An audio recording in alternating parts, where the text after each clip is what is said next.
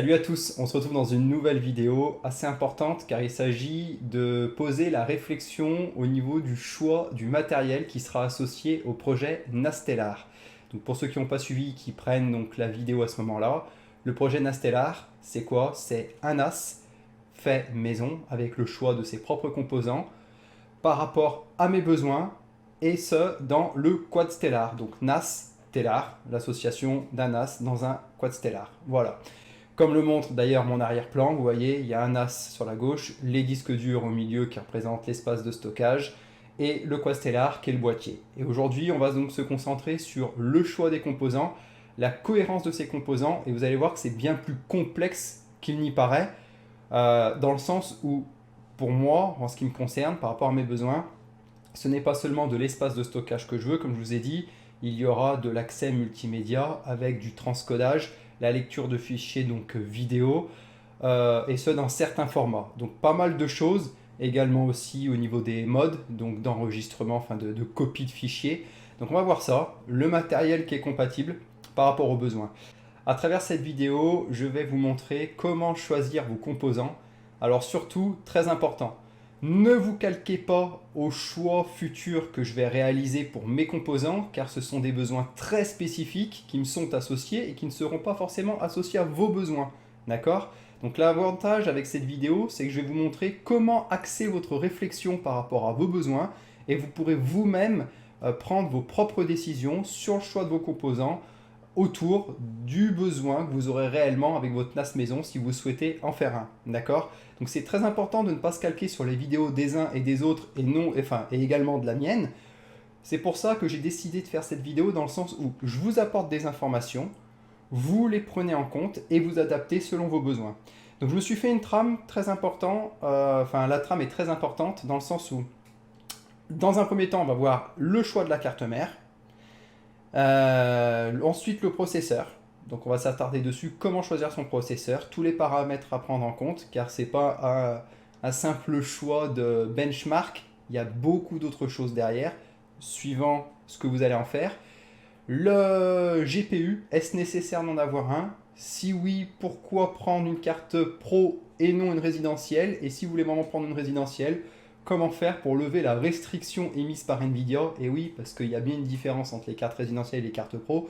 Donc on rentrera plus ou moins en détail, à savoir que je ne vais pas rentrer dans des détails excessifs dans chaque domaine, sinon la vidéo durera des heures et des heures, mais au moins vous faire prendre conscience qu'il y a des choses bien au-delà de ce que vous pouvez imaginer au niveau du scoring seul. Voilà.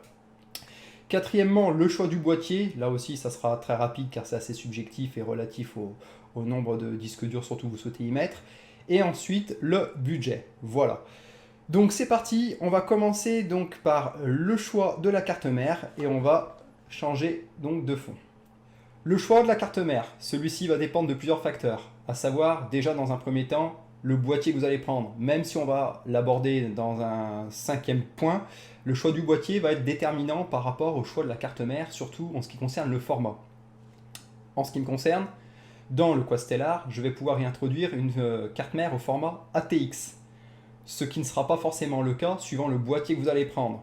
Donc déjà, il va falloir savoir si vous prenez une carte mère au format ATX ou micro ATX, ou alors peut-être un autre format, mais on va dire que ce sont les plus répandus. Et de là, ensuite, va découler certains critères qui seront à prendre en compte pour faire un NAS. Alors, j'en ai noté certains en ce qui me concerne dans le choix que je dois réaliser, à savoir que il y a dans la carte mère les différents modes de compatibilité RAID. Donc, les différents modes de compatibilité RAID, ce sont les modes de sauvegarde de vos fichiers. Comment ils vont être copiés sur l'ensemble des disques durs qui seront introduits dans le NAS. Donc les modes RAID, à savoir 0, 1, 5 et 10. Il y en a d'autres, je ne vais parler que de ces modes RAID-là en question. Je vais aller sur un site vous montrer ça en détail et vous allez vite comprendre ce à quoi servira en fait ce type de fonctionnalité pour la sauvegarde de vos fichiers, la redondance des données, etc. On se retrouve donc sur le RAID et ses différents types. Donc je vous donnerai dans cette vidéo tous les liens qui seront vraiment utiles et nécessaires à votre réflexion si vous voulez si vous voulez réaliser votre propre NAS. On ne va pas rentrer dans le détail, mais vous allez vite comprendre. J'ai 2 liens pour vous expliquer un peu le mode de fonctionnement. En ce qui me concerne, je vous le dis, le choix ce que j'ai décidé de réaliser, c'est un RAID 5. Donc vous avez les différents types de RAID et comment fonctionne en fait au niveau du type de sauvegarde vos fichiers qui seront mis au sein des disques durs de votre NAS. Donc vous avez le RAID 0 comme je vous disais précédemment, le RAID 1, le RAID 5 et le RAID 10. On ne va pas aborder les autres types de RAID car sur les cartes mères en question, quand vous allez faire votre choix, au niveau du mode de compatibilité, il faudra regarder qu'il soit compatible sur la carte mère, le RAID 0, 1, 5 et 10, qui correspondent à certains types de sauvegarde. Donc je vous laisserai lire et en ce qui me concerne, je vais opter pour le RAID 5. D'accord ? Donc là, il y a une définition. En gros, je vais vous mettre sur le deuxième site avec un dessin, ça sera plus parlant. Le RAID 5, il faut donc un minimum de 3 disques durs. Voilà, pour que ce soit compatible, sinon ce n'est pas possible, vous voyez. Sachant que je vais mettre des disques de 12 Tera. Donc voilà, je vous mettrai ce lien car il est super, enfin il est pas mal. Ça permet aux plus novices d'entre vous de vous faire une idée de comment fonctionne le mode RAID. Donc là, vous choisissez les disques durs que vous souhaitez mettre à l'intérieur. Donc là, c'est un NAS Synology, mais moi, ça sera un NAS maison à 9 baies. Donc je considère qu'au maximum, j'aurai 9 baies. Et là, en l'occurrence, je souhaite utiliser un RAID 5. Donc 3 disques durs, ça suffit, parce que même si j'en rajoute, de toute façon, après, on va dire c'est sur le même schéma, sur le même schéma de sauvegarde. Voilà. Donc avec 3 disques durs de 12 Teraoctets, ça fait un total de 36 Teraoctets entre guillemets disponibles. Mais réellement, il y aura 24 Teraoctets alloués donc à la sauvegarde de fichiers et 12 Teraoctets utilisés à la protection. Donc ce qui signifie protection, en fait, donc là regardez, vous pouvez changer, vous voyez, votre mode de RAID pour vous donner un ordre d'idée. Là j'ai configuré en RAID 0, s'il était en RAID 0, mes 3 disques durs, ça me ferait 36 Teraoctets d'espace disque total pour pouvoir sauvegarder mes fichiers. Et en RAID 5, ça me fait 24 plus 12. Donc vous allez comprendre pourquoi 24 plus 12. Nous, comme je vous ai dit, je vais vous mettre en RAID 5. Vous voyez là, c'est très simplifié. On a un dessin. Vous déposez votre fichier. Donc on va dire, admettons, j'en sais rien, un fichier vidéo. Votre fichier vidéo, il va être réparti sur les 3 disques durs de votre NAS de la manière suivante. Splitté en 2, c'est bien marqué, splitté, donc divisé en 2 sur 2 disques durs, sur le disque dur numéro 1, sur le disque dur numéro 2, et ici marqué réserve. C'est-à-dire qu'en fait, il sera disponible dans l'intégralité également ici. Au cas où, si ce disque dur-là venait à griller, le fichier est toujours rendu disponible car il y en a la moitié qui est stocké sur le disque dur 1 et la réserve fera office entre guillemets de backup. Voilà. On va lire la définition. Il offre une redondance à un disque dur. Les données sont réparties sur plusieurs disques avec un bit de contrôle de parité aux données. Si un lecteur tombe en panne, le bit de contrôle de parité assurera l'intégrité des données. Inconvénient, la capacité du stockage d'un lecteur est réservée au contrôle de l'intégrité des données et par conséquent affecte légèrement la taille du volume disponible. En effet, on a bien vu que sur les 36 Teraoctets dont j'allais disposer, je prends que si j'avais 3 disques durs. Bien évidemment, il y en aura plus, mais on prend cet exemple avec 3 disques durs. Donc 3 x 12, ça fait 36 Tera. Sur les 36 Tera, comme on a pu le voir ici, il y en aura réellement 24 utilisables et 12 alloués à cette fameuse sécurité de données. D'accord ? Donc, c'est le choix que j'ai choisi, enfin, c'est le choix que j'ai choisi, c'est le choix que j'ai fait, on va dire, pour pouvoir avoir un bon compromis entre sauvegarde de mes données et avoir un backup derrière au cas où il y aura un disque dur qui serait défaillant ou que j'aurais un problème. On est à l'abri de rien. Et si on veut pousser encore un peu plus loin, on peut prendre des disques durs derrière en autre sauvegarde ou alors sauvegarder sur le cloud. Bref, là je vais vraiment aller à l'essentiel. On est déjà sur on va dire une sécurité assez accrue, d'accord ? Donc le choix que j'ai fait personnellement, c'est le RAID 5. Libre à vous d'aller sur le site, comme je vous ai dit, je vous mettrai donc le lien. de choisir le type, l'espace de stockage que vous allez mettre dedans. Donc si vous voyez, si vous mettez des 3 téraoctets, voilà, donc 3 x 3 ça fait 9 Tera. Si on est en RAID 0, vous avez 9 téraoctets, mais aucune sauvegarde. Enfin, vos fichiers, s'il y a un disque dur qui grille, c'est foutu pour le disque dur en question, et les données qui seront dessus, impossible de les récupérer. Je parle juste comme ça, sans faire de trafic, en ouvrant le disque dur, etc. D'accord, bien évidemment. Et si vous êtes en RAID 5, vous avez donc 6 Tera plus le backup, comme je vous ai dit, de 3 Tera. Donc libre à vous après de faire des petites modifications. Voilà, RAID 10, donc impossible, car il faut plus de disque dur. Voilà, il en faut au moins 4. Vous voyez, si vous mettez en RAID 10, 6 pour les données, 6 pour le backup, etc. Bref, à vous de regarder ce qui vous serait utile et qui correspondra à vos besoins. Et ensuite, vous cliquez ici sur le type de RAID. Et là, tout est expliqué très simplement. D'accord? C'est un peu plus complexe que ça, mais très sincèrement, si vous voulez vous faire un NAS de base ou autre, même quand on rentre sur du type déjà en RAID, on est déjà sur un mode un peu plus avancé, ça conviendra à tout le monde. Voilà. Alors, comme je vous ai dit, très important au niveau du choix de la carte mère, vérifiez au niveau donc, de la carte mère si c'est compatible RAID 0, 1, 5 et 10. Il suffit d'aller sur la fiche technique et quand vous y allez dessus, vous voyez très rapidement. Donc on va faire le test par exemple. Voilà, donc je suis allé sur un site très rapidement pour prendre une carte mère donc au hasard. On va surtout pas prendre du gaming qui servirait strictement à rien. On va prendre, qu'est-ce qu'on pourrait prendre par exemple? Bah allez, tiens, on va prendre ça. Donc c'est une carte mère au format ATX qui pourrait entre guillemets correspondre. C'est juste un exemple, hein. Attention, parce qu'après il y a d'autres paramètres à prendre en compte. Vous allez dans la fiche technique, voilà, et ici vous pouvez aller voir, vous voyez, 6 connecteurs SATA, compatibles RAID, RAID 0, RAID 1, RAID 5, RAID 10. Et là, bingo, voilà.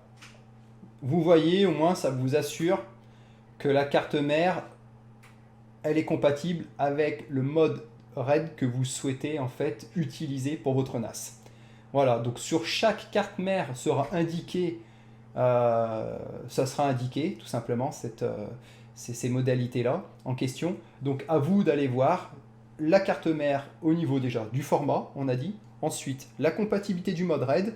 Et ce qui est très important à regarder, surtout par rapport à mon utilisation que je vais en faire, c'est le nombre de slots SATA disponibles. Et là, on voit 6 connecteurs SATA. C'est parfait. Alors vous allez me dire, oui, mais dans ton NAS, tu en as 9. En effet, j'en ai au moins 6 sur la carte mère. Donc ça me fait déjà 6 disques durs que je pourrais introduire dans mon NAS. Et ensuite, sur le port, alors ça ne sera pas cette carte mère là, mais c'est un exemple, hein, sur l'un des ports PCI Express, je pourrais rajouter une carte avec des slots SATA. Donc j'en ai 6 de base embarqués sur la carte mère. Là, il y en a 4. 2 et 2, 4, plus 2, 6.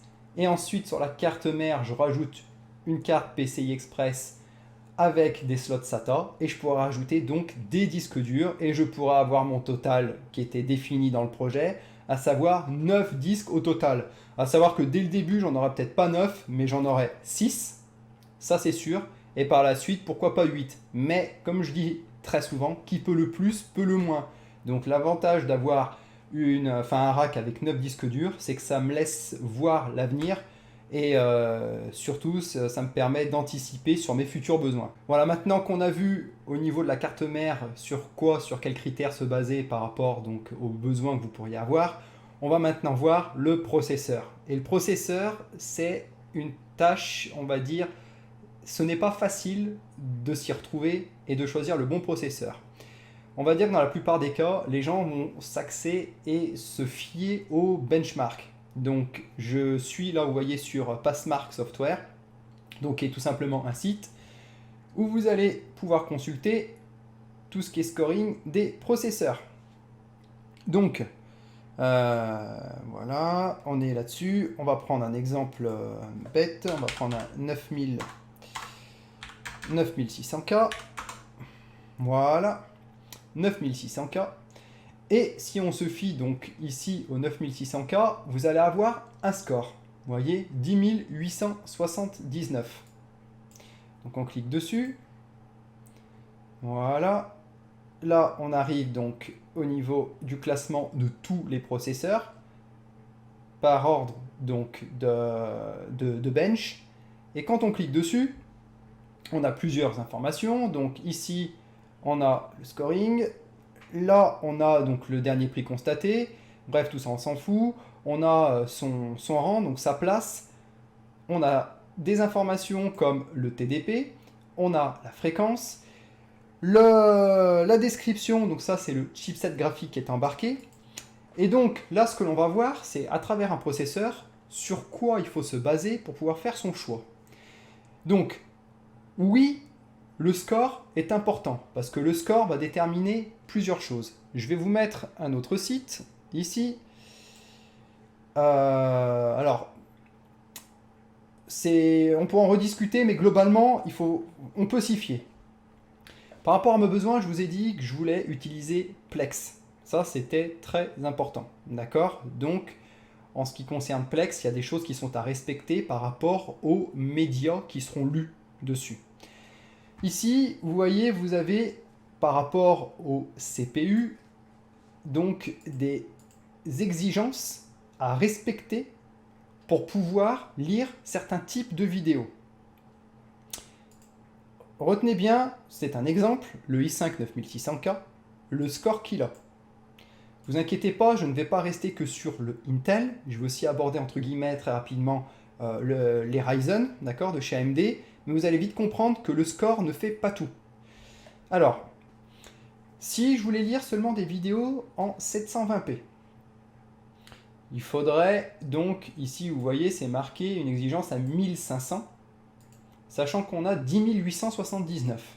Donc, on est au-dessus de 1500, donc là, cette exigence est respectée, on pourra lire des fichiers vidéo de 720p. On pourra également faire le transcodage des vidéos 1080p, car on a 10 000 et quelques. Et là, on a une vidéo SDR 4K, 12 000, transcodée en 1080p. Donc je vous le dis, ça passe. Avec le processeur en question, ça passe. Pourtant, on est un petit peu en dessous. Donc on pourrait se dire, on est un petit peu en dessous. On pourrait s'attendre à ce qu'il y ait des saccades ou autre. Oui, mais non. Non, pourquoi? Parce que comme je vous ai dit, le scoring n'est pas la seule chose à prendre en compte. On pourrait très bien avoir un processeur chez AMD avec un score beaucoup plus élevé, mais qui ne ferait pas forcément l'affaire. Alors pourquoi? Et c'est là que je vais vous mettre ça. Ça, c'est un autre site, je vais vous le mettre, c'est très important.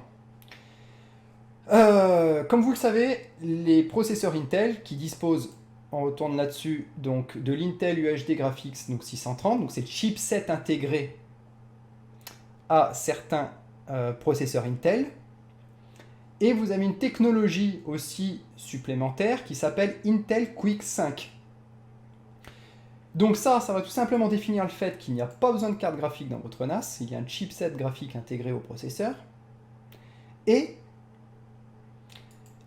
voir si le 9600K dispose de la technologie,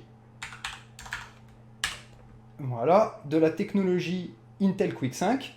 Et là, sur ce site, il répertorie tous les processeurs disposant de la technologie Intel Quick 5. Donc ci-dessous, la liste des processeurs qui supportent le Quick 5 vidéo d'Intel pour le H264, H265. Sachant que, comme je vous ai dit, Plex est compatible avec l'accélération matérielle Intel Quick 5. Et ça, c'est très important parce que Plex utilise cette accélération matérielle-là qui n'est pas présente sur les Ryzen.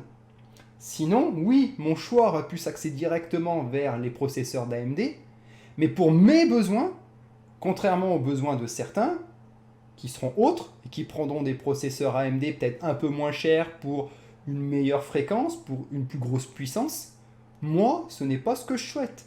Je souhaite disposer obligatoirement de cette technologie-là. C'est pourquoi je vais m'axer vers les processeurs Intel. Donc là, je vous donne déjà un axe de réflexion qui est propre à mes besoins, qui ne sera pas forcément propre à vos besoins. Donc là, on a la liste, vous voyez, de tous les Intel qui disposent de la technologie Intel Quick 5. Vous voyez, il y en a pas mal, hein. Il y a même des processeurs, regardez, j'avais regardé, le 4790K, voilà, un processeur que j'ai toujours sur une de mes configs, il dispose également. Alors, il dispose de l'Intel Quick 5, cependant, après, pour pouvoir faire certains décodages, il est préférable d'avoir des processeurs au moins de 6e génération. Voilà. Donc ça aussi, c'est important. C'est-à-dire que, oui, en effet, il a l'Intel Quick 5, mais après, il faut regarder le chipset graphique intégré qui lui est associé et si celui-ci peut justement faire office de décodage vidéo par rapport aux besoins que j'aurai. Donc, ce site-là, très important, vous avez aussi une vidéo que vous pourrez donc lire et qui vous montre de quelle manière, au niveau de la superposition donc des fichiers vidéo, comment il arrive à réagir. Aussi en ce qui concerne la résolution, c'est-à-dire au niveau, si vous prenez un fichier en 1440p ou en 1080p ou en 2160p. Donc voilà. Donc regardez bien. Là, on va retourner en arrière. Vous voyez, vous avez des processeurs. On va prendre par exemple, voilà, le Ryzen qui a un score plus élevé. Il aurait pu être plus intéressant, admettons, de le prendre. Alors là, c'est pas une bonne référence. J'aurais préféré prendre un autre Ryzen. Pourquoi pas, voilà, pourquoi pas. Ce Ryzen là qui a un score voilà, à 12157, donc score plus élevé que le 9600K, mais ne disposant pas de l'Intel Quick 5, qui pour mes besoins est un élément essentiel. Voilà. Donc c'est pour ça que je vous ai dit, sur les vidéos, ne vous calquez pas à la configuration que va prendre un tel ou un tel. Chaque besoin est différent. Donc, pour récapituler, au niveau du choix du processeur, il y a à prendre en compte le bench du processeur, qui peut être important, suivant le format des vidéos que vous souhaitez donc transcoder, d'accord? Donc à bien respecter le bench, mais également, si vous utilisez Plex, à faire attention que vous ayez la technologie Intel Quick 5, donc dans ces cas-là, s'axer vers un processeur côté Intel, et non pas côté AMD. Voilà. Avoir un chipset graphique intégré au processeur, car certains processeurs n'en ont pas. Et si ce n'est pas le cas, ce n'est pas dramatique, mais il va falloir dans ces cas-là opter pour une carte graphique dédiée. Et pas n'importe laquelle. Ou alors, faire des modifications, ce qu'on verra par la suite. Ce qui n'est pas forcément chose aisée quand on s'y connaît pas, mais je vais vous aiguiller sur un tutoriel qui sera très simple pour faire quelques modifications. Voilà. Donc le choix du processeur, ce n'est pas qu'une question de puissance. Ce n'est pas qu'une question de puissance. Suivant ce que vous allez utiliser, il faudra une certaine technologie associée, ou bien évidemment, c'est sûr que si vous prenez, on va faire juste un essai, si vous prenez, admettons, un 3600, voilà, on est sur un scoring à 18 000, bon bah oui, 18 000, là vous n'aurez pas de soucis, d'accord? Mais par contre, cela implique que du coup vous passiez sur un processeur, vous voyez là, bon c'est en dollars, mais sur un processeur à un prix plus élevé que ce que vous pourriez prendre sur un autre processeur, on va dire une gamme en dessous, mais qui dispose des technologies associées qui vous permettront de faire la même chose. Voilà, donc bien adapter tout ça, mettre dans une moulinette et sortir le processeur selon vos critères qui vous correspondra. Voilà, c'est tout pour les processeurs. Je pense qu'on a fait le tour. Avec les 3 petits sites que je vous mettrai, vous aurez déjà un bon ordre d'idée, vous aurez une bonne documentation qui est claire, précise, qui récapitule absolument tout, et je pense que vous pourrez faire votre choix facilement. Maintenant qu'on a abordé la carte mère et les processeurs, on va s'attaquer à une partie assez complexe, à savoir le choix ou non d'une carte graphique. Comme j'ai pu vous le montrer précédemment, quand on a choisi le processeur, certains disposent donc d'un IGP, d'un chipset graphique intégré, qui vous permet justement d'avoir une partie graphique qui vous permettra de décoder le flux vidéo. Là, ce que l'on va voir, ça serait tout simplement pour les gens qui seraient intéressés pour avoir une carte graphique dédiée, mais là encore une fois, c'est assez compliqué. Alors j'ai sorti ce tableau pour que vous puissiez comprendre la différence entre une carte graphique dédiée de type résidentiel. Ce sont toutes les cartes graphiques que vous pouvez voir ici. Donc vous avez une certaine liste. Donc avec toutes les séries des 10XX, donc les 1050, 1060, 1080, 1080 Ti. Et la nouvelle génération, la dernière en date actuellement, avant que les séries 30 débarquent, donc les RTX 2060, 2080, 2080 Ti, donc la 2070.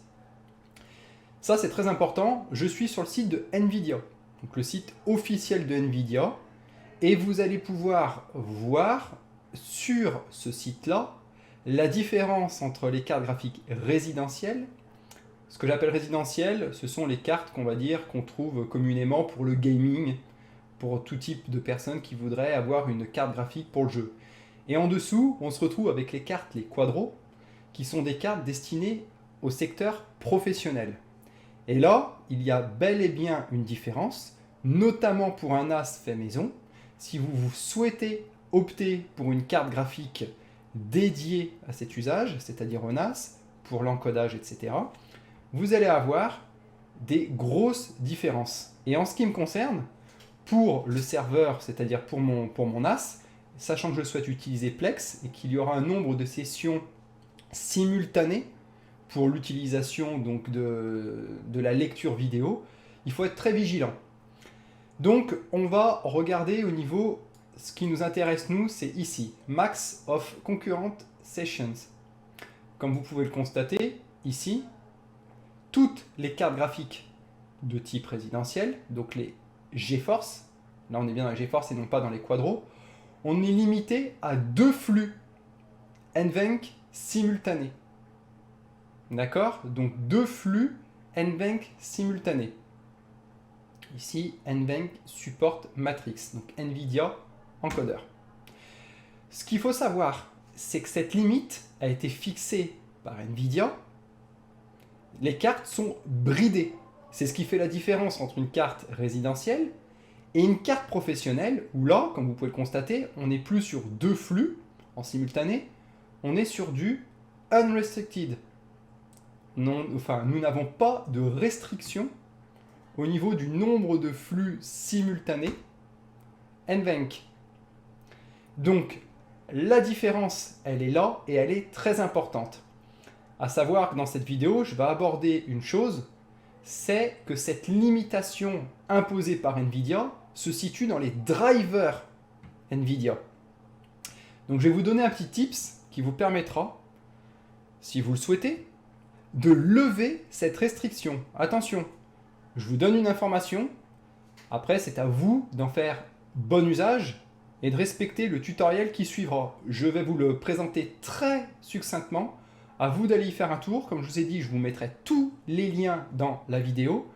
Et c'est très important que vous regardiez l'intégralité de la petite vidéo. Elle dure 3 minutes. Donc ça, je vous laisserai la regarder. Et surtout de suivre tout le tutoriel qui est en anglais. Donc, carte résidentielle. En gros, dites-vous, carte qu'on peut trouver facilement dans le marché. 2 flux simultanés. Carte professionnelle. À partir de là, la Quadro P2000. Pas de restriction. Et après, on regardera également le prix. Donc, je vais vous emmener ici, sur ce petit site. Donc, je vous le mettrai, comme je vous ai dit, dans la description. Si vous préférez, c'est un guide étape par étape. D'ailleurs, c'est marqué step by step, guide NVENC patch. Donc, pour patcher le NVENC, donc NVIDIA encodeur, voilà, afin de lever justement cette fameuse restriction imposée par les drivers NVIDIA. Ça fonctionne sur tous ces systèmes d'exploitation. Et ici, vous avez toutes les étapes. Voilà. Il suffit de suivre juste ça. Ce sont toutes les étapes vous permettant de lever les restrictions selon votre système d'exploitation et les drivers NVIDIA que vous utilisez. Alors, bien suivre le tutoriel avec le téléchargement d'un logiciel permettant de patcher, un outil de patch, ici.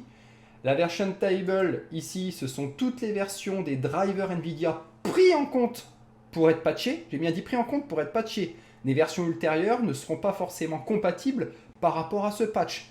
Donc bien faire attention, si vous faites les mises à jour très régulièrement, de faire attention de la faire ou de ne pas la faire. Si c'est pour un serveur, enfin, si c'est pour votre NAS, il n'y a pas lieu de faire à chaque fois toutes les mises à jour. Alors, là, vous allez me dire, je préfère vite fait aussi faire un point là-dessus. Là, c'est tout simplement pour appliquer le patch correctif sur ces systèmes d'exploitation-là. Ça se fait également sous Linux, je ne vais pas l'aborder, d'accord? Ça serait tout simplement pour les gens qui veulent utiliser le Plex en client et décoder, on va dire, un nombre simultané de flux au-delà de 2. Donc les systèmes d'exploitation qui sont compatibles de Windows 7 jusqu'à Windows 10, on a Windows Server, etc. D'accord? Donc vous suivez ces différentes étapes. Ici, il y a une vidéo de 3 minutes qui est un petit peu passée, c'est-à-dire que la démarche initiale est la même, juste à la fin de la vidéo, il n'y a pas besoin de suivre les étapes. Voilà, mais au moins vous avez, pour ceux qui n'arriveraient pas à bien comprendre l'anglais forcément, c'est une vidéo où la personne montre pas à pas ce qu'elle réalise. Suivant le système d'exploitation que vous aurez, il faudra télécharger le patch qui convient par rapport à la version des drivers NVIDIA que vous avez. Donc la dernière en date, il suffit de se positionner ici, c'est la 445.87. Vous avez le patch qui est lié, les drivers, donc 445.87 de NVIDIA, l'outil qui permet de patcher. Vous suivez ces étapes, suivant le système d'exploitation que vous avez, et vous pourrez lever la restriction imposée par NVIDIA. Je vous remonte le tableau. Suivant les cartes graphiques, même si vous disposez, vous voyez, d'une Titan RTX, qui est pourtant la plus haute gamme de chez, côté GeForce, la carte est limitée à 2 flux simultanés. Pareil pour la GeForce RTX 2080 Ti. Bref, voilà. Sachant que la première, la Quadro P2000, il n'y a pas de restriction. Donc ça, c'est très important pour ceux qui souhaiteraient prendre une carte graphique dédiée. Bien vous fixer cette idée-là, que même si vous avez une super carte graphique, ça ne fera pas forcément l'affaire. Il faudra aller du côté pro ou alors lever la fameuse restriction. Si vous passez du côté pro, on va regarder, j'ai mis ici eBay. Alors sur eBay, par exemple, une Quadro P2000, qui est une carte qui ne dispose pas de la restriction. On est sur un tarif, bien évidemment d'occasion, mais bon, d'occasion, ça fonctionne parfaitement. La carte fonctionne parfaitement, il n'y a pas de souci à se faire si le vendeur est sérieux. On est sur une offre à 319 plus 10 € de frais de livraison, ça fait 329. Là, on en a d'autres, 339. Là, on en a une autre, 270. Bref, vous l'aurez bien compris, aux alentours de 300 €, vous avez votre carte pro pour aller dans soit sur votre serveur, suivant le système d'exploitation. Bref, comme je vous ai dit, ça se fait aussi sous Linux. Mais en tout cas, vous disposerez d'une carte qui n'aura pas de restriction. Sinon, si vous avez une carte qui dort dans un placard qui est parmi cette liste-là, vous savez que vous pouvez désormais patcher les drivers de NVIDIA suivant votre version, votre système d'exploitation, afin de lever cette restriction. Voilà. Ça, je le dis car dans très peu de vidéos, j'ai même pas vu de vidéos qui parlaient des NAS réalisées maison, qui évoquaient cette éventualité de personnes qui souhaitaient mettre une carte graphique dédiée et qui parlaient de cette fameuse restriction imposée par NVIDIA. Et ça, c'est très important parce que oui, vous pouvez mettre une carte graphique dédiée, mais ça ne sera pas forcément mieux que si vous utilisez le chipset graphique de votre processeur. Donc ceux qui souhaiteraient le faire, à bon entendeur, suivez bien tout simplement ce tutoriel qui est proposé ici. Et là j'ai mis quoi? Ah ouais, ça c'est les fichiers en question. Voilà. Donc suivez bien ce tutoriel. On a fini maintenant avec la partie carte graphique. On va maintenant parler des boîtiers. Alors, le choix du boîtier, c'est quelque chose qui sera, à mon avis, très personnel et qui dépendra, comme on a vu précédemment, du choix, du format de la carte mère que vous allez prendre. J'ai mis une page au hasard pour vous montrer le type de boîtier qui est en règle générale pris pour un NAS, à savoir des petits boîtiers accueillant des cartes mini ITX, voire pour des modèles un peu plus gros du micro ATX. Mais en règle générale, on sera sur des modèles de petits gabarits. Donc là on en a un, c'est le Silverstone.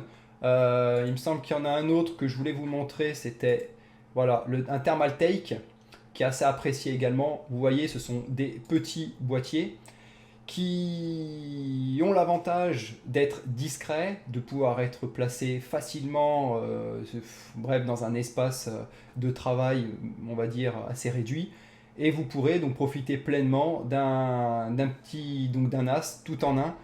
Et on va dire à peu près comme les boîtiers de chez Synology, QNAP ou autres.